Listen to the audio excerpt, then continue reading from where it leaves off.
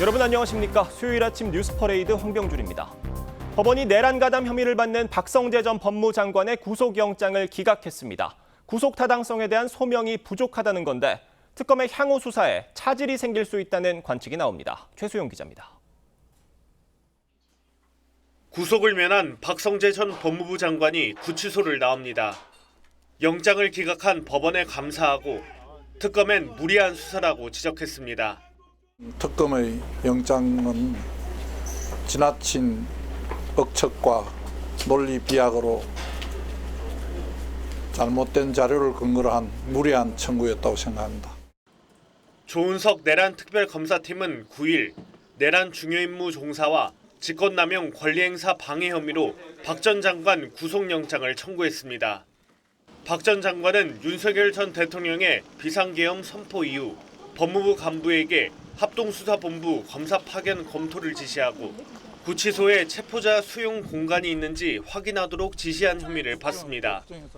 이는 계엄을 방조하는 것을 넘어 내란 행위에 순차적으로 가담한 국헌문란 행위라는 게 특검의 판단입니다. 하지만 법원은 15시간가량 고심 끝에 구속의 타당성이나 도주, 증거인멸 염려에 대해 소명이 부족하다며 영장을 기각했습니다. 이로써 내란 특검의 국무위원 신병 확보는 한덕수 전 국무총리에 이어 2차례 연속 무산됐습니다. 박 전 장관 신병에 이어 심우정 전 검찰총장으로 칼끝을 겨누던 특검의 수사에 속도 조절이 불가피하다는 관측이 나옵니다. 특검은 영장 기각 사유를 검토한 뒤 보강 수사를 거쳐 신병 처리 방향을 다시 결정하는 수순을 밟을 전망입니다. TV조선 최수용입니다. 국정감사 셋째 날인 오늘 민주당 법사위원들은 대법원 현장 국정감사를 진행할 예정입니다. 조희대 대법원장 선거 개입 의혹 등을 놓고 여야 간 난타전이 예상됩니다. 고승현 기자입니다. 이틀 전 대법원 국감에서 한바탕 충돌했던 여야 법사위 의원. 시작되자마자 오전부터 난동을 부리시고 민주당 법사위원들은 서울 서초동 대법원으로 무대를 옮겨 현장 국정감사를 진행합니다. 5월 이재명 대통령 공직선거법 사건 당시 대법원 재판부가 사건 심리를 위해 기록을 충실히 살폈는지 따져보겠다며 전산 기록을 열람하겠다는 겁니다. 추미애 법사위원장은 이틀 전 국감에서 마지막까지 사건 기록을 본 시점을 추궁했지만 조희대 대법원장은 답하지 않았습니다. 국민들의 기대와 눈높이에 부응하고 신뢰받는 사법부가 되기 위한 최선의 노력을 다하겠습니다. 대단히 감사합니다. 대상 사건 기록을 언제 보셨습니까? 대상 사건 기록을 대법원장실로 언제 가지고 가셨습니까? 민주당은 또 11월 안에 처리하겠다는 사법개혁의 구체적 안을 세우겠다는 입장입니다. 대법관 증언에 필요한 예산과 부지를 추산한 근거를 살피고 대법관 집무실 특혜 의혹 등도 짚어볼 예정입니다. 75편 정도 된다고 합니다. 과연 이 정도의 규모의 대법관실이 필요한 건지 현장 검증을 통해서 확인을 하고자 합니다. 국민의힘은 여당의 대법원 현장 검증을 선전포고라고 비판해 팽팽한 대치가 예상됩니다. 행안위에서는 중앙선관위를 대상으로 부정선거 의혹에 대해 집중 감사가 벌어질 전망입니다. TV조선 고승현입니다. 네, 대북 송금 사건으로 징역 7년 8개월형을 확정받고 복역 중인 이화영 전 경기부지사가 법사위 국감장에 증인으로 나와 또다시 진술회유 술파티를 주장했습니다. 당시 수사검사도 술자리에 동석했다는 새로운 주장까지 내놨는데 해당 검사는 술이나 음식 반입은 없었다고 반박했습니다. 한성원 기자가 보도합니다. 이화영 전 경기도 평화부지사가 수갑을 풀고 증인석에 앉았습니다. 법사위 국감에 나온 이 전 부지사는 또다시 술자리 회유를 주장하며 당시 박상용 검사도 함께 했다는 주장을 새롭게 내놨습니다. 박상용 검사가 동석한 자리에서 술자리가 있었습니다. 박상용 검사가 동석한 자리에서 술이 있었습니까? 그렇습니다. 같이 이재명 대통령 관련 진술을 요구하며 당시 참고인 신분으로 조사받던 아들을 언급했다고도 했습니다. 아들에 대해서도 구속하겠다고 협박했습니다. 하지만 박 검사는 즉각 술이나 음식이 반입된 적 없다고 반박했습니다. 검찰청사에 술이 반입된 적이 있습니까? 없습니다. 감찰 결과가 나오면 아마 알게 되시지 않겠습니까? 민주당은 지난해 10월에도 박 검사 탄핵 청문회에 대법원에서 징역 7년 8개월형을 받고 수감 중인 이 전 부지사를 불러 술파티 주장을 할 기회를 줬습니다. 지난달엔 이른바 검찰개혁 청문회를 열고 사기전과 구범인 관련자를 불러 진술 조작을 주장했습니다. 사건의 본질은 그렇게 셀 수 없이 진행된 진술 세미나, 즉 회유와 그에 따른 말맞춤입니다. 국민의힘은 공범으로 기소된 이재명 대통령을 위해 민주당이 이 전 부지사 재판 뒤집기에 몰두하고 있다고 반발했습니다. 가장 열심인 것은 재판 뒤집기입니다. 국정감사장이 대북 송금 뒤집기가 되고 있습니다. 정성호 법무부 장관은 술파티 회유 의혹과 관련해 위법 행위가 드러나면 수사로 가지 않을까 한다며 감찰 결과를 보고 검토하겠다고 말했습니다. TV조선 한송원입니다. 네, 법사위 국감에 출석한 박상용 검사는 이화영 전 부지사의 변호인이 교체되는 과정에 이재명 대통령의 최측근 김현지 대통령실 제1부속실장이 개입했다고 주장했습니다. 해당 변호인은 김 부속실장과 소통한 거는 맞지만 사임은 스스로 한 것이라고 반박했는데 당시 어떤 일이 벌어진 건지 장윤정 기자가 보도합니다. 이화영 전 부지사가 기존 입장과 달리 쌍방울그룹의 방북 비용 대납을 당시 이재명 경기지사에게 보고했다고 검찰에 진술한 날은 2023년 6월 9일이었습니다. 그런데 사흘 뒤 이 전 부지사 측 설주환 변호사가 돌연 사임했습니다. 당시 수사팀이던 박상용 검사는 그 배경에 김현지 제1부속실장의 압박이 있었다고 주장했습니다. 민주당의 김현지 님으로부터 전화로 질책을 많이 받았다. 그렇게 얘기를 해서 더 이상 나올 수 없다고 했고 왜 자백했느냐고 따지고 변호사를 자르려고 했다 그러면 그 자체가 증거인멸이고 위증교사고 그렇게 되는 거 아닙니까? 박 검사는 새로 선임된 변호사는 검찰 조사를 방해했다고도 했습니다. 다만 이 전 부지사는 설 변호사가 검찰 편을 들다가 스스로 사임했다고 주장했습니다. 그 검찰을 도왔다라는 구체적인 사정이 있습니까? 제가 진술할 내용을 정리해 갖고 왔는데 그것이 딱 검찰이 바라는 바였었습니다. 설 변호사는 TV조선과의 통화에서 당시 이재명 대표의 보좌관이던 김현지 실장에게 사건 관련 보고를 했다며 사임 과정의 소통 사실은 인정했습니다. 이재명 당시 대표의 어떤 소송 관계라든지 이런 법적 분쟁을 거의 컨트롤 타워였어요. 저도 이분한테 전화 드렸었죠. 다만 김 실장으로부터 질책을 당한 건 아니었고 이 전 부지사가 입장을 바꿔 스스로 사임한 거라고 말했습니다. TV조선 장윤정입니다.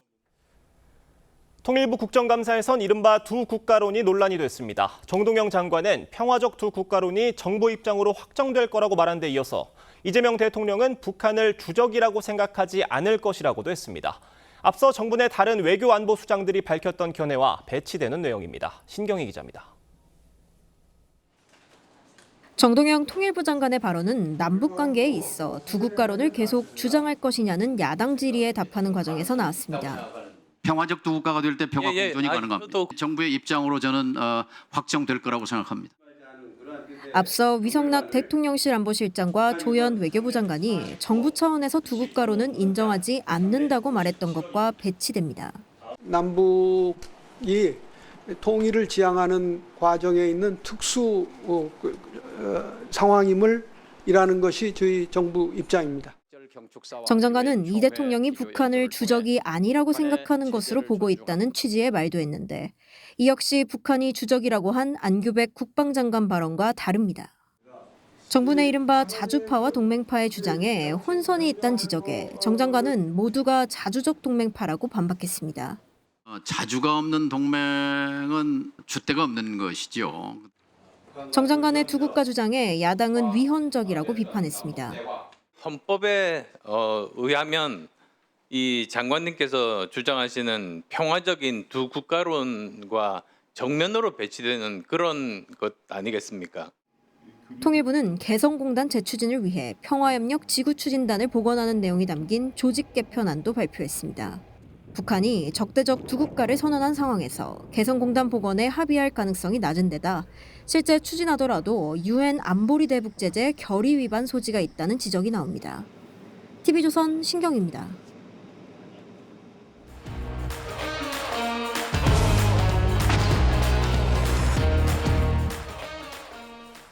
정치권 소식 짚어보는 아침의 맞소 시간입니다. 김진욱 더불어민주당 전 대변인, 윤기찬 국민의힘 법률위 부위원장 나오셨습니다. 안녕하세요. 네.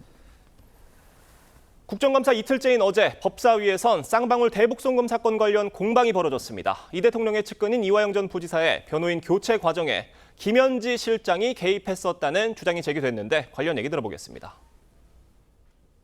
설주한 변호사가 갑자기 사임을 했습니다. 그 이유를 물어보니까 그 민주당의 김현지 님으로부터 전화로 질책을 많이 받았다. 그렇게 얘기를 해서 더 이상 나올 수 없다고 했고, 최측근이 공범인 사람에 대해서 그 변호인한테 질책을 하고 왜 자백했느냐고 따지고 변호사를 자르려고 했다 그러면 그 자체가 증거인멸이고 위증교사고 그렇게 되는 거 아닙니까? 전혀 사실이 아닙니다. 검찰을 돕는 행태를 계속 보여가지고 사입하겠다는 얘기도 하지 않고 갑자기 사라져서 나타나지 않았습니다. 자, 2년 전에 어떤 일이 있었냐면요. 2023년 6월입니다. 이화영 전 부지사가 검찰에 굉장히 중요한 진술을 합니다. 이재명 당시 대표가 쌍방울 사건에 관련이 돼 있었고 내가 관련해서 이걸 이재명 당시 경기도지사에게 보고를 했었다. 이런 얘기를 했었거든요. 그러니까 쌍방울 대북송금 사건 관련해서 전면 부인을 해오던 자신의 기존 입장을 바꿔서 이재명 대통령이 연관이 돼 있다. 이런 얘기를 한 상황이어서 당시 사건이 굉장히 좀 새로운 국면을 맞는 그런 상황이었는데 이 과정에 변호인 교체가 이루어졌었고 그 배경에 김현지 실장이 개입을 했었다는 주장입니다. 어떻게 들으셨습니까? 되게 놀라운 일이죠. 예. 왜냐하면 뭐 단순히 이화영 부지사하고 이 대통령 두 분이 만약에 이해가 상반되지 않는다면 그럴 수도 있는 관계가 아니라 그러면 뭐 김현지 그 당시 보좌관 입장에서는 수사가 어떻게 돌아가는지에 대해서 여러 가지 궁금하죠. 그래서 설주한 변호사에게 전화를 해서 물어볼 수는 있어요. 이게 어떻게 돌아갑니까라고. 그런데 그게 아니고 약간의 지시성 또는 뭐 질책이라는 단어가 맞는지 모르겠지만 어쨌든 뭔가 그 위에서 아래로 전달하는 느낌의 그런 관계였다 그러면 그건 정말 부적절합니다. 소위 그 이화영 부지사가 검찰에서 어떤 진술을 했는지를 수시로 들었던 것 같고 그 들은 내용을 바탕으로 해서 이제 뭐 이래라 저래라 만약에 지시할 수 있는 그런 관계였다 그러면 이건 사법방해예요. 왜냐하면 이화영 전 부지사가 본인의 뜻에 맞게 여러 진술을 하는데 본인이 모니터링한 이후에 본인 그 모시고 있는 이재명 당시 당대표에 유리하게 뭔가 상황을 바꾸려고 했다. 이건 분명한 사법방해고 이후에 흐름을 보면 9월 27일 날 영장이 이재명 당시 대표에 대해 기각이 돼요. 그러니까 저 당시에는 굉장히 급박하게 돌아갈 때였거든요. 또 하나 박찬대 의원이 그 당시에 이화영 전 부지사의 배우자하고 통화하던 시기가 8월 달이에요. 그런 일도 있었죠. 그러니까 이게 전체적으로 보면 이재명 대표 당시의 영장이나 검찰 움직임을 통제해야 될 때이기 때문에 상당히 사법방해에 버금가는 그런 행위였다 이렇게 평가합니다. 그러니까 당사자인 설주한 변호사, 김현지 실장과의 소통 사실은 인정을 했습니다. 언론 보도에 어떻게 얘기를 했냐면 김 실장이 4번에서 5번 정도 텔레그램으로 전화를 했고 한 번은 검찰에 협조하라면서 이 전 부지사를 회유했다는 게 사실이냐, 사임하는 게 맞을 것 같다라고 얘기를 해서 이후에 사임이 이루어졌다는 거예요. 그러니까 당시 김현지 보좌관이 움직인 겁니다. 어떻게 보십니까? 일단 뭐 설주한 변호사가 소통을 했다라는 부분에 대해서 인정하고 있으니까 이 부분에 대해서는 뭐 이론의 여지가 없는 것 같습니다. 좀 전 그 우리 TV조선의 보도에서도 설주한 변호사가 이렇게 얘기하지 않았습니까? 김 실장으로부터 질책을 당한 건 아니었고 이 전 부지사가 입장을 바꿔서 스스로 사임했다. 이것이 설주한 변호사가 TV조선과의 전화통화에서 밝힌 내용입니다. 마찬가지로 이 설주한 변호사가 어떠한 이유로 이화영 전 부지사의 변호인에서 교체가 됐는지 그 부분에 대해서는 이화영 부지사는 다른 이야기를, 다른 주장을 지금 하고 있는 상황입니다. 그리고 저는 이해가 잘 안 되는 게 변호인이 검사에게 이 사임을 하게 되는 이유를 구체적으로 저렇게 설명하는 경우가 있습니까? 특히 김현지라는 이름을 콕 박아가지고 그 질책을 받았기 때문에 더 이상 할 수가 없다. 이런 식으로 얘기했다라는 건 뭔가 변호인이 이화영 전 부지사가 주장하는 것처럼 이화영 전 부지사를 변호하고 도와주려는 게 아니라 지금 검찰이 요구하는 바대로 행동하려고 했었다라는 이화영 전 부지사의 주장에 저는 더 힘이 좀 실릴 수밖에 없는 게 아닌가.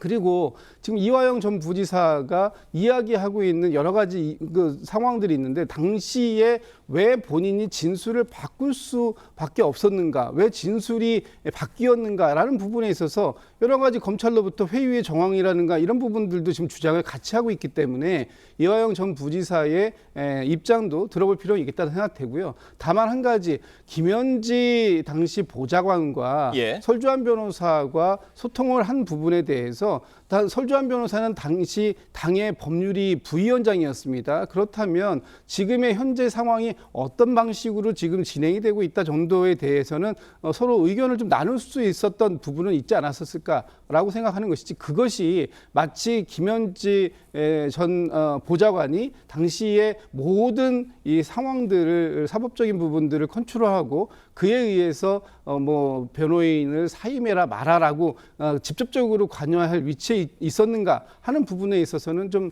의문의 여지가 있다, 이렇게 보고 있습니다. 그러니까 통화를 했다는 사실 자체만으로는 뭐 문제를 제기하기는 좀 어렵지 않겠느냐, 뭐 이런 말씀이신 건데, 지금 국민의힘에서는요, 김 실장이 변호인 교체를 통해서 이 증거 인멸, 위증 교사를 하려 했던 게 아니냐, 이렇게 지적을 하고 있어요. 뭐 극단적으로 보면 그럴 수 있죠. 왜냐하면 그 설주환 변호사가 당시 그 민주당의 법률위 소속이었어요. 그리고 이재명 당시 대표였고요. 근데 이화영 부지사의 말에 의하더라도 본인이 설주환 변호사를 콕 집어서 선임했던 건 아니라고 하잖아요.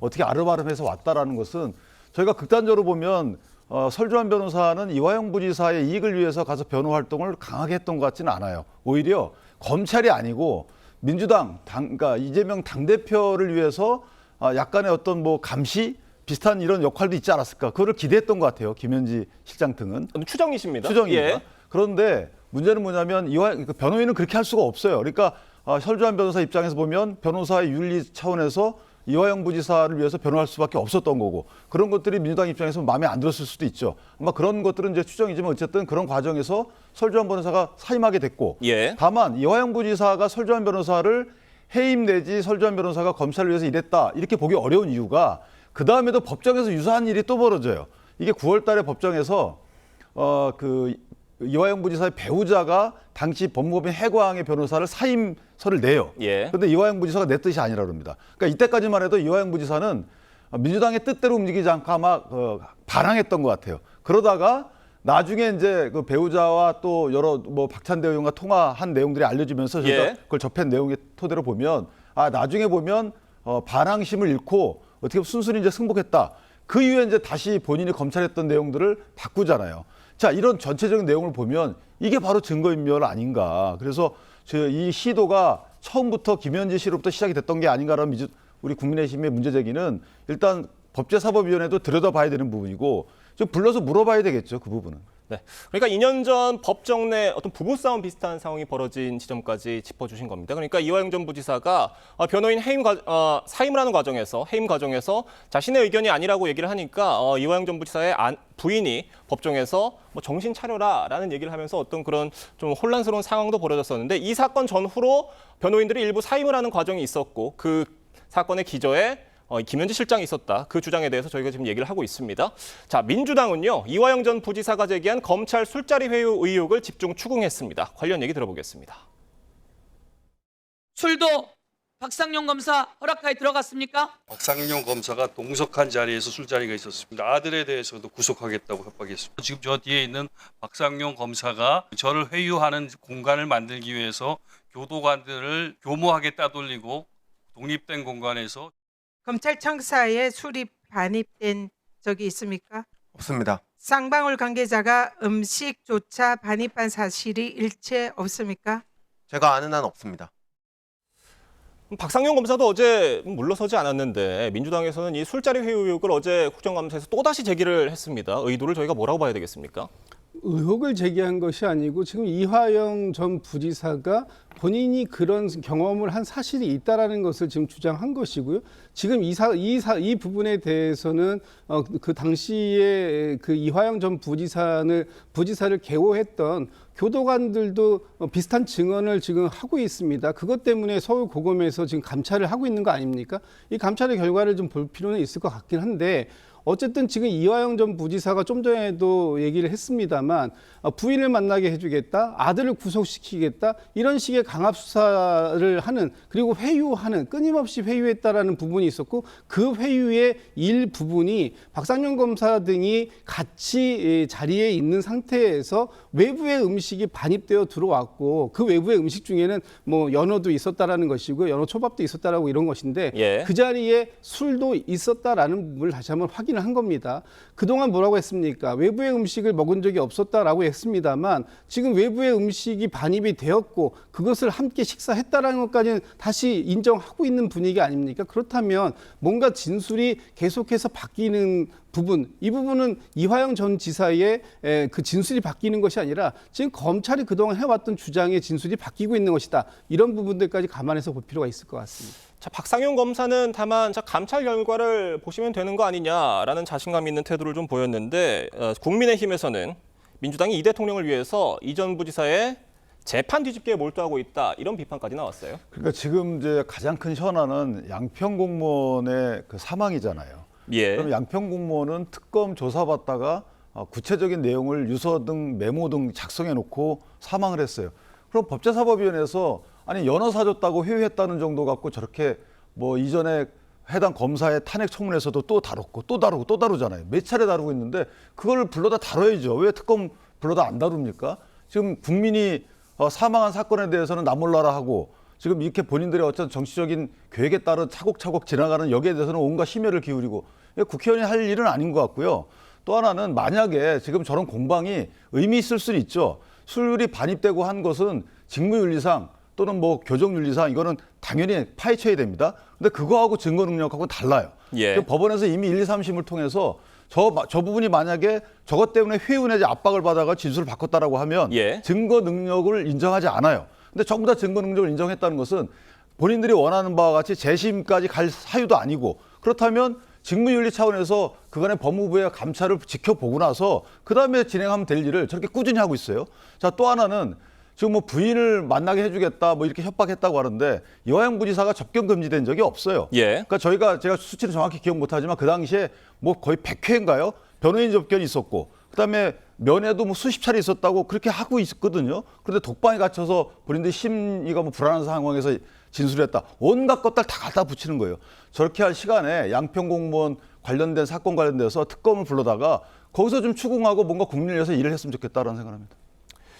어제 과방위 국정감사에선 민주당 김우영 의원이 한 달 전 박정훈 의원에게 받은 비난 문자를 공개를 했습니다. 그 과정에서 여야가 충돌이 발생했는데 관련 영상 보겠습니다.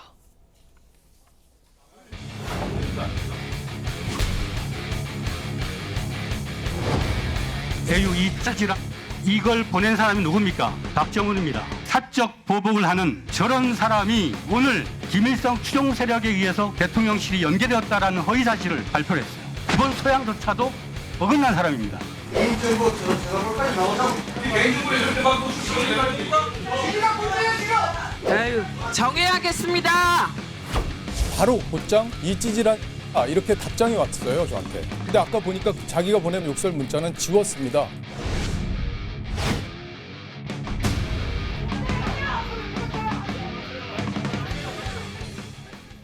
저 과방위 국감에 앞서서 박정훈 국민의힘 의원이 김현지 부속실장이 경기동부연합과 연관이 돼 있다라는 취지의 기자회견을 했습니다. 그 이후에 이 과방위 국감이 열린 건데 그 과정에서 김우영 민주당 의원이 박정훈 의원에게 받은 비난 문자를 공개를 한 건데 개인 번호가 그대로 노출이 되면서 이에 대한 문제 제기가 강하게 있었어요. 글쎄요, 그 김우영 의원이 저 문자를 받은 거는 9월 초라고 합니다. 한 달 전이라고 합니다. 그런데 과연 어제 저 문제가 물론 이제 개인 정보가 어떻게 이렇게 공개될 수 있는가 하는 부분에 대해서 문제 제기를 하실 수는 있을 것 같습니다만 이 상황에 대해서 국민의힘에서 너무나 과도하게 문제 제기를 하고 또 김현지 지금 이번 국감을 김현지 국감으로 가져가겠다라는 국민의힘의 국감 전략을 알겠습니다만 너무나 무도한 터무니없는 과도한 억측성 주장을 하고 있는 부분에 대해서 이제 김우영 의원은 문제 제기를 했던 것 같습니다. 그리고 저런 문제 제기를 하고 있는 가운데에서 박정훈 의원이 이 국감장인 사실은 국회의 국감장이라는 곳은 많은 국민들이 지켜보고 있는 곳 아닙니까? 또 방청객들도 굉장히 많았고요. 그런데 그 자리에서 쌍욕을 하는 그런 모습까지 보였습니다. 얼마나 국민들의 눈살을 찌푸리게 하는 모습입니까? 이런 모습들이 과연 국회의원으로서의 어떤 그 위신이라 체면이라든가 오늘 아무리 상대 정당이긴 하지만 동료 의원에게 보일 수 있는 그런 모습이었는가 하는 부분에 있어서 국민의힘도 크게 반성해야 할 부분은 있다. 특히 박정훈 의원 같은 경우에는 본인의 욕설로 시작된 문자 아닙니까? 그렇다면은 그리고 그 현장에서 또 직접 입으로 욕설까지 내뱉었어요. 이런 부분들에 대한 사과는 분명히 있어야 되지 않을까. 물론 저는 김우영 의원이 저 문자를 공개하는 과정 속에서 조금 더 이 박정훈 의원의 전화번호 같은 부분을 이렇게 좀 지우는 그런 좀 성의 있는 모습을 좀 보였으면 더 좋았겠다는 생각이 들지만 하다못해 저기 어둑했으면 지금 그 김우영 의원이 박정훈 의원에 대한 문자까지 공개하는 사태까지 이루게 됐는가 하는 부분에 대한 본질적인 부분도 볼 필요는 있겠다 싶습니다. 다만 김우영 의원이 어떤 박정훈 의원의 김현지 부속실장 관련 의혹에 대해서 반박을 하고 싶었으면 그 의혹에 대한 반박을 하면 되는 것이지 마치 한 달 전에 받았던 어떤 문자를 지금 대뜸 공개하는 부분에 대해서는 여러 가지 비판도 많이 나오는 것 같아요. 그걸 준비하고 온 거잖아요. 그러니까 작정하고 온 거죠. 사적 보복이고 뭐 공사 구분 없고 이런 비판은 저는 그분들한테 너무 부드럽다고 보고 그 부분은 상임위를 방해한 거예요. 오히려 어떤 분이 평가하시던데 저는 그거 정확하다고 봅니다. 저는 상임위 파행을 노리고 한 거라고 볼 수밖에 없어요. 그리고 또 하나는 아니 저런 개인적인 문자를 도대체 전화번호까지 띄워서 누구한테 읽는 거예요. 저희가 어린애들 싸움 우리 엄마한테 읽을 거야 그러잖아요. 저 부분 누구한테 읽는 거죠? 뭐 소위 강성지지층한테 읽는 겁니까? 아니면 국민한테 읽는 겁니까? 국민한테 읽어서는 오히려 회초리 맞을 것 같고 하여튼 저런 식의 이제 여기까지 온 거죠. 우리 국회의 수준이라는 것이. 저는 상당히 한심하다라고 생각합니다. 알겠습니다. 다음 이야기로 가보겠습니다. 자, 조희대 대법원장의 친목 논란이 있었던 법사위 국감 다음 날 이재명 대통령은 국무회의 발언을 했습니다. 이 발언을 놓고 여러 가지 해석이 나오고 있는데 직접 들어보겠습니다. 국회의원들한테 법률에 의해서 진실을 말해야 될 사람들이 거부한다든지 가서 대놓고 뻔뻔하게 거짓말한다든지 이거 절대 허용하면 안 된다고 생각해요. 그런데 이거 지금 작년부터 국회에서 증언 요구하면 거부하고 말이에요. 대도 않은 이유로. 가서 거짓말하고. 그런데 이거 계속 반복되고 있어요. 위증사건 고발을 내가 알기로는 수없이 했는데 왜 수사를 안 합니까? 왜 그냥 내비두는 거예요? 내비두니까 계속 그러는 거 아니에요? 국회의원들한테 법률에 의해서 진실을 말해야 할 사람들이 거부한다든지 가서 대놓고 뻔뻔하게 거짓말을 한다든지 이거 절대 허용하면 안 된다. 그리고 위증사건 고발을 내가 알기로는 수없이 많이 했는데 왜 수사를 안 하냐.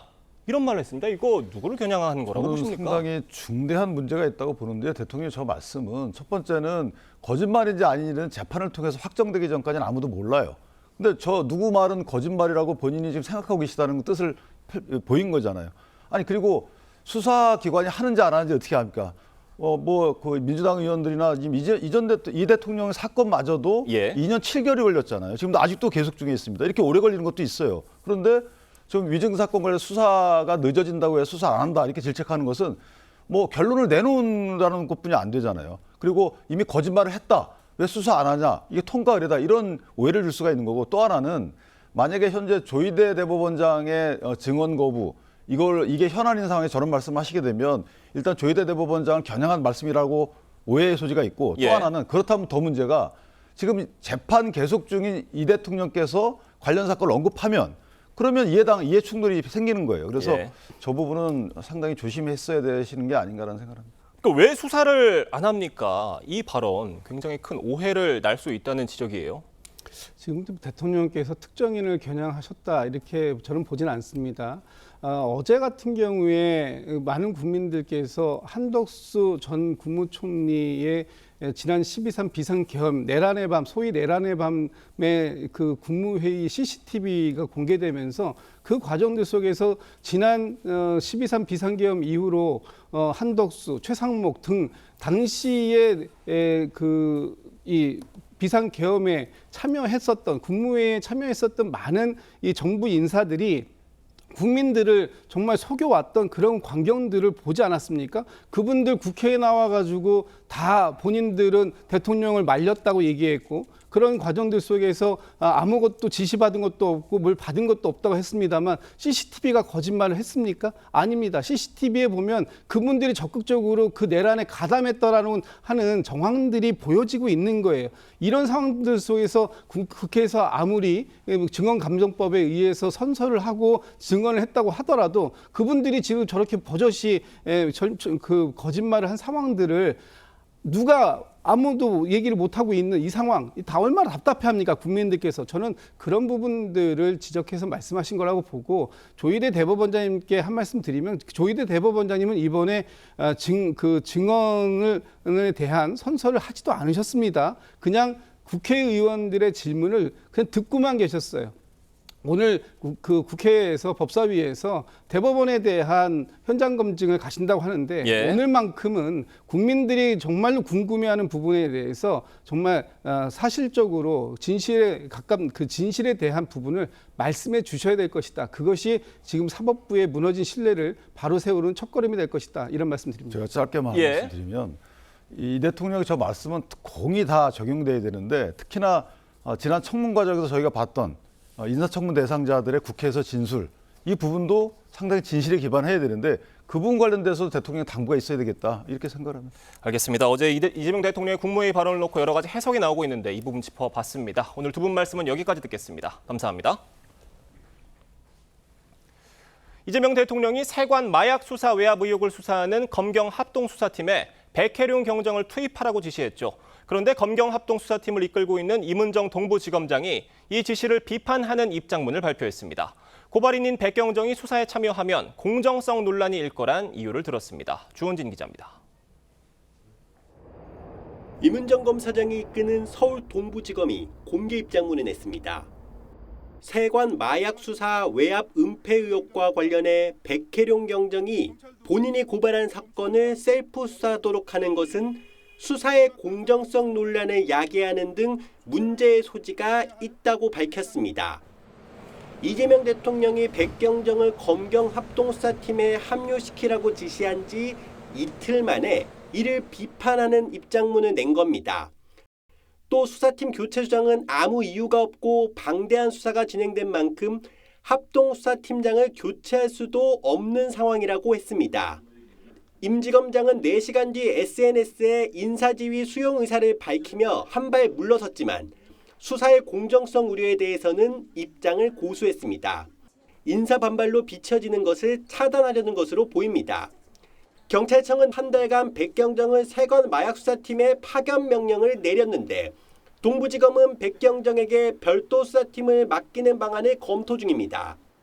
별도로 수사할 수 있도록 권한을 줘서 실질적으로 수사 진행하도록 하라는 거 아닙니까? 검사가 백혜룡의 지휘를 받을 사람이 있겠느냐 말이지 현실적으로. 대통령실은 임지검장이 수사에 최선을 다하면 된다고 밝혔습니다. TV조선 주원진입니다. 네, 지난달 말 발생한 국가정보자원관리원 화재 당시의 모습을 담은 영상이 공개됐습니다. 갑자기 폭발한 불꽃이 연쇄 폭발로 이어지면서 불길이 순식간에 거세지는 걸 확인할 수 있는데요. 국가의 주요 행정 시스템을 집어삼키는데 4분이 채 걸리지 않았습니다. 김다로 기자가 보도합니다. 국가정보자원관리원 5층 7-1 전산실. 안전모를 쓴 남성이 쪼그리고 앉아서 전동 드릴로 작업을 합니다. 오후 8시 16분 갑작스러운 폭발과 함께 불꽃이 터지고 연기가 피어오릅니다. 1분 30초 뒤 2차 연쇄 폭발과 함께 전등이 나가고 작업자는 혼비백산 대피합니다. 첫 폭발 뒤 약 3분 만에 소화기를 가져와 뿌려보지만 순식간에 거세진 불길과 연기에 진화 시도는 실패합니다. 배터리에서 발생한 화재는 열폭주 현상이 발생하며 고작 3분 반 만에 걷잡을 수 없게 번지며 서버실을 집어삼켰습니다. 신고를 받고 6분 만에 출동한 소방당국도 거센 불길과 160도까지 치솟은 내부 온도에 속수무책이었습니다. 저희 대원이 화점까지 진입하기는 곤란한 상황이었고 내부 열기를 외부로 배출하는 거에 주력하였습니다. 배터리 이전 작업은 통상 충전율을 30% 이하로 낮춘 뒤 해야 하는데 경찰은 작업자들이 이를 어긴 것으로 보고 있습니다. 화재로 마비된 정부 시스템은 모두 709개, 현재 되살린 건 297개로 복구율은 41.9%에 불과합니다. TV조선 김다로입니다. 네, 캄보디아에서 범죄 조직의 고문을 받고 숨진 대학생의 통장에서 수천만 원이 인출된 정황이 포착됐습니다.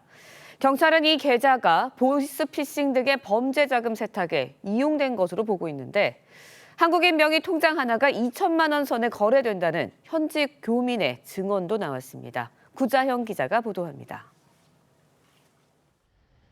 충남의 한 대학에 다니던 박모 씨는 동급생 홍모 씨의 제안을 받고 지난 7월 중순 캄보디아로 출국했습니다.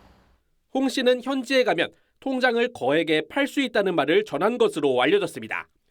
캄보디아 현지 교민은 범죄단체가 한국인을 유인하는 전형적인 수법이라고 말합니다. 2천만 원인데 1,000만 원을 통장 주인 주고 1,000만 원까지 둘이 논아 쓰는 것 같더라고요. 실제 경찰은 박 씨 계좌에 입금됐던 수천만 원의 돈이 국내에서 인출된 정황을 포착했습니다. 현금 인출에 관여한 사람은 최소 3명 이상으로 추정됩니다.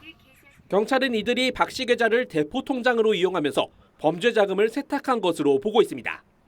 박 씨의 휴대전화도 범죄에 이용됐을 가능성이 높습니다. 핸드폰 아마 다 뺏어서 걔네 보이스피싱 쓴다든지 그런 경우가 많을 거예요. 범죄 조직들은 납치, 감금한 한국인들을 도박 등으로 빚을 지게 한 뒤 보이스피싱이나 로맨스 스캠 등을 강요하는데 이에 가담한 일부는 현재 교도소에 수감돼 있는 것으로 전해졌습니다. 정부는 한국인 80여 명의 안전이 확인되지 않고 있는 것으로 추정하고 있습니다. 외교부 2차관을 단장으로 한 합동대응팀은 캄보디아로 출국해 구금된 한국인 송환과 경찰관 파견 문제 등을 논의합니다. TV조선 구자영입니다.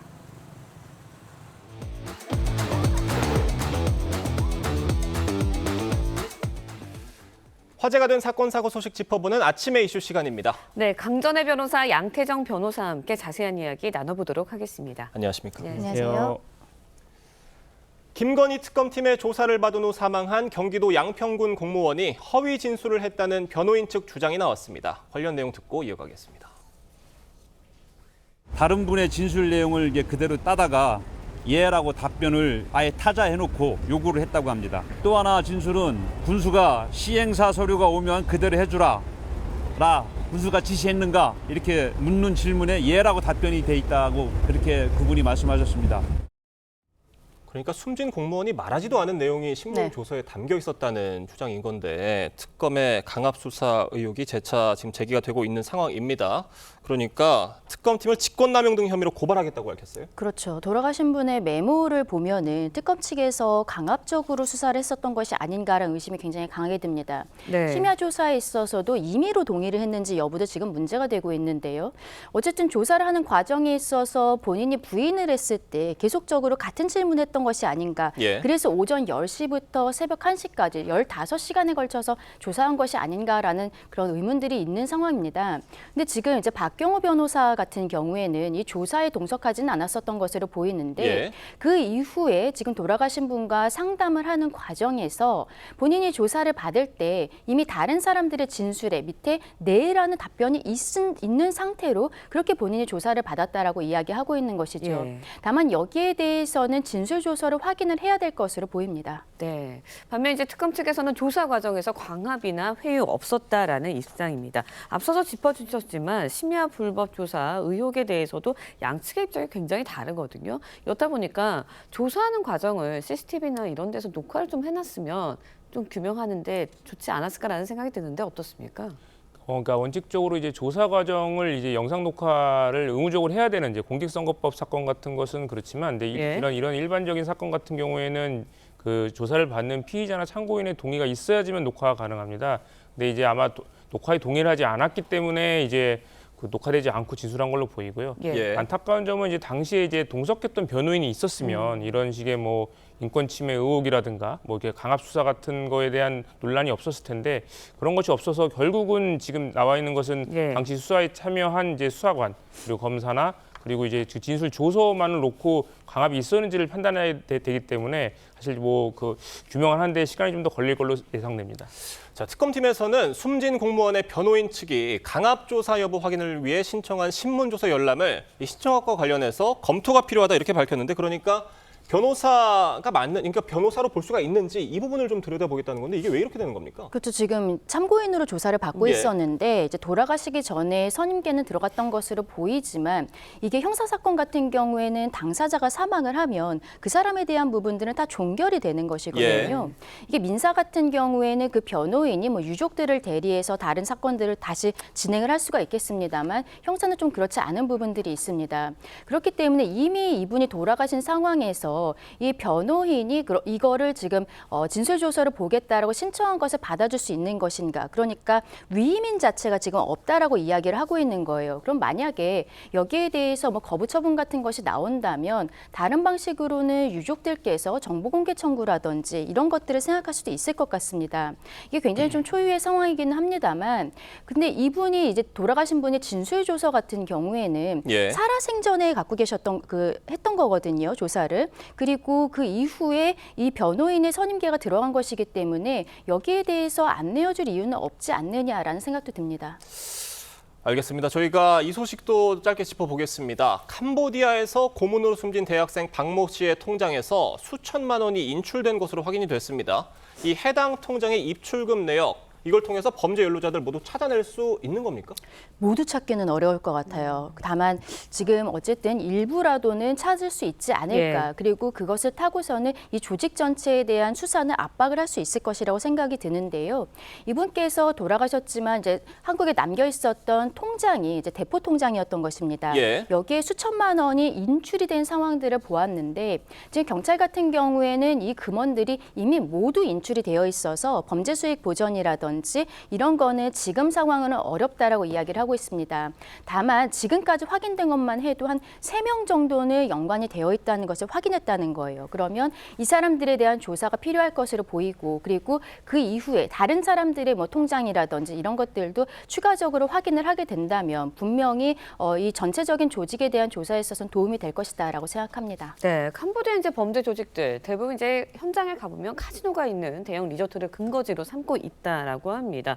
특히 뭐 마치 영화 범죄 도시가 떠오르게 하는 그런 부분이 있다고 하는데 어떤가요? 예, 그렇습니다. 이제 최근 한 10년간 이제 중국계 자본 차이나머니와 이제 그 캄보디아 정부의 이제 전폭적인 지원을 받아서 이제 리조트, 이제 카지노 같은 이제 관광 이제 산업 레저 타운으로 이제 발전을 한 건데요. 근데 문제는 여기서 그 유입되고 있는 돈이나 이제 그 인력들을 활용해서 이제 범죄, 그러니까 뭐 보이스피싱이라든가 로맨스 스캠 여러 가지 이제 특히 한국인들을 이용한 범죄에 악용이 되고 있어 문제가 된다고 생각을 합니다. 특히 이제 캄보디아 정부의 이제 사법 당국의 이런 좀 수사라든가 이런 좀 관리가 제대로 되고 있지 않기 때문에 여기 많은 한국인들이 이제 범죄 피해로 대상으로 이제 악용되거나 이제 유입되는 그런 문제가 있는 지역이죠. 네.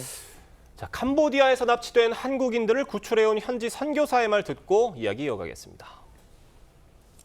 후타를 너무 많이 받아가지고 뭐 살갗이 막 그냥 변색이 된다든가 아니면 새파랗게 막 죽어있는 피처럼 온몸이 전기 고문을 갖다가 너무 심하게 받아가지고 발톱 같은 데, 손톱 같은 데가 막 이렇게 타버린 같은 이런 모습들도 제가 봤습니다. 저렇게 선교사가 절절하게 오지 말라고 얘기를 하는데도 청년들이 간다는 거죠. 지금 이런 상황 어떻게 보고 계십니까? 그렇죠. SNS에서 해외 취업 이런 형태를 검색을 했을 때 캄보디아에 가면은 항공료 그리고 숙식 비용을 넘어서서 주급으로 한국 돈으로 한 500만 원 정도를 주겠다라고 하면서 청년들을 유혹하고 있다라고 알려지고 있는데요. 지금 오창수 선교사의 이야기를 들어보면은 캄보디아에서는 가정부 그러니까 일용직으로 일을 했을 때 한 달에 벌 수 있는 돈이 한 200달러에서 300달러 정도가 된다라고 합니다. 그러니까 결과적으로 1,000만 원 정도 이상을 줄 수 있는 직업이라는 것은 캄보디아에 정상적인 것은 없다라는 거예요. 그렇죠. 그러니까 이러한 부분에 있어서 한국 청년들이 조금 더 경각심을 가져야 된다라고 이야기를 하고 있는 부분이고요. 오창수 그 선교사 같은 경우에는 본인이 이미 한 50여 명을 구출했다라고 이야기를 하고 있는데 그렇다면 우리 정부는 도대체 무엇을 하고 있는 것인가? 여기에 대해서도 되짚어봐야 될 것 같습니다. 네, 알겠습니다. 알겠습니다. 오늘 두 분 말씀은 여기까지 듣겠습니다. 감사합니다. 고맙습니다. 중국 정부가 한화오션의 미국 자회사 5곳에 대한 제재를 발표했습니다. 해당 업체와의 중국 내 거래를 금지한다는 건데 미중 무역 갈등이 격화되면서 한미 조선업 협력에도 불똥이 튀는 모양새입니다. 송무빈 기자가 보도합니다.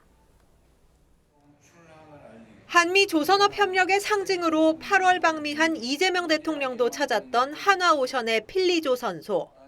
대한민국과 미국이 함께 항해할 새로운 기회로 가득한 바다의 새 이름입니다.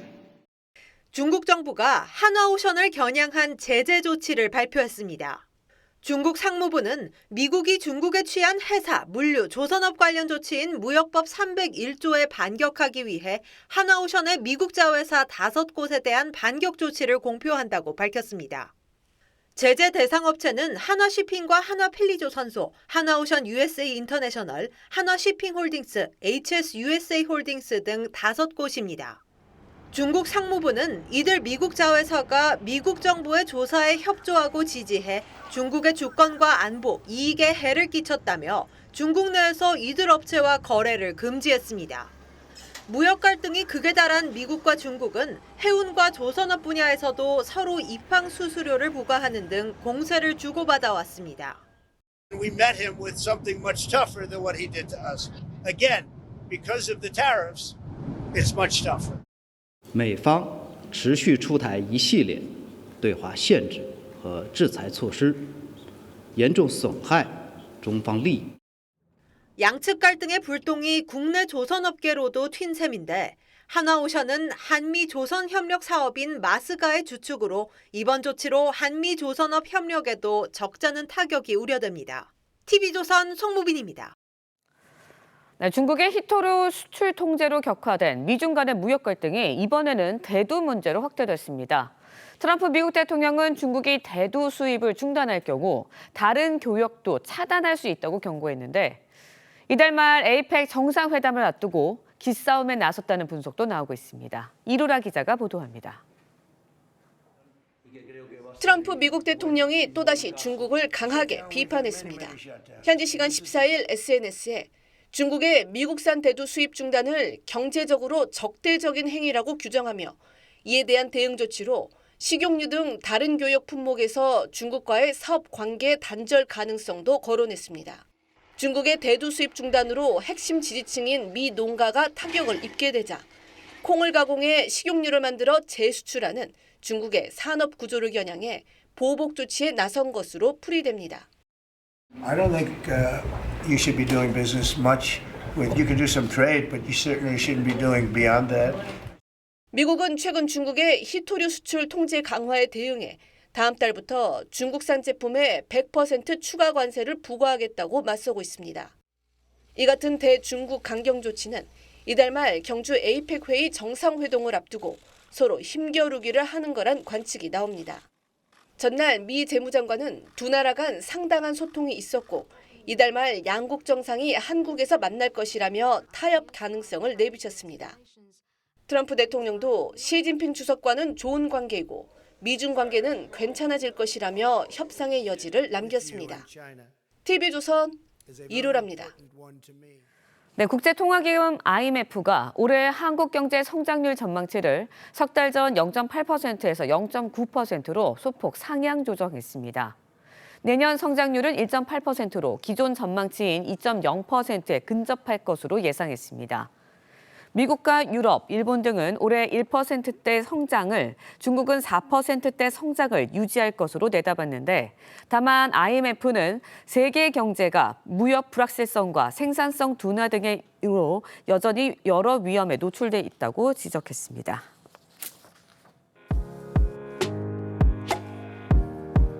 네, 렌즈에 담긴 그 순간 그 의미를 짚어보는 시간이죠. 사진 기자가 선택한 아침의 한 장입니다.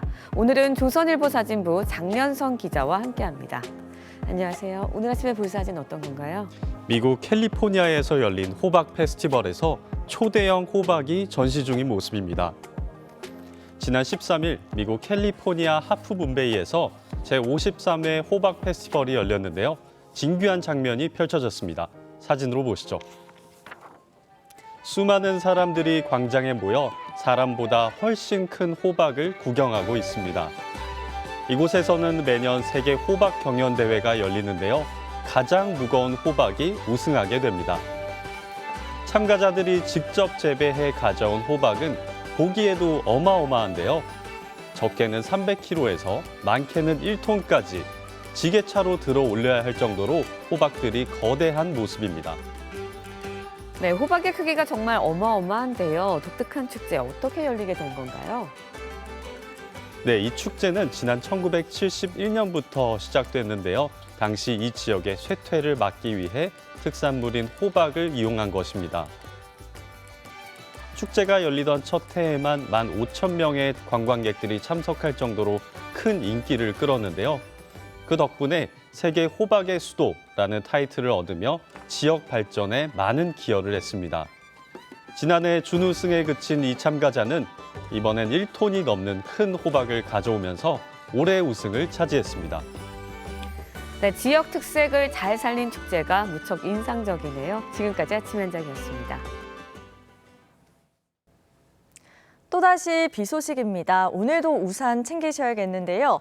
오전부터 서해상에서 비구름이 유입되면서 전남을 시작으로 오후에는 충청과 남부, 밤에는 대부분 지역으로 확대되겠습니다. 내일 오전까지 전국에 10에서 60mm의 비가 내리겠고요. 동해안으로는 밤까지도 이어지겠습니다.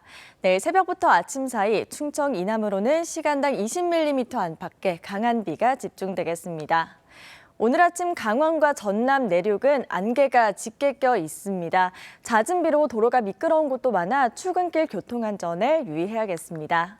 10월의 절반이 지나고 있지만 아침에도 기온이 크게 떨어지지 않습니다. 현재 기온 서울이 17.2도로 시작하고 있고요.